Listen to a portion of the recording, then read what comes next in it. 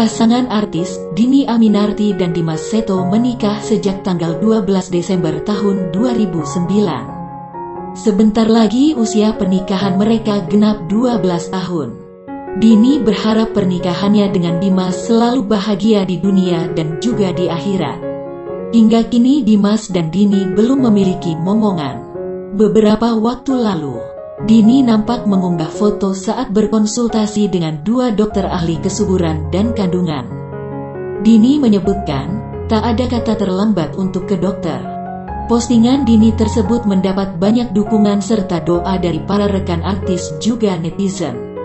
Sejumlah artis itu seperti Titi Kamal, Sonya Fatmala, Roger Danuarta, Melanie Putri, Roger Danuarta, Arie Untung dan masih banyak lagi.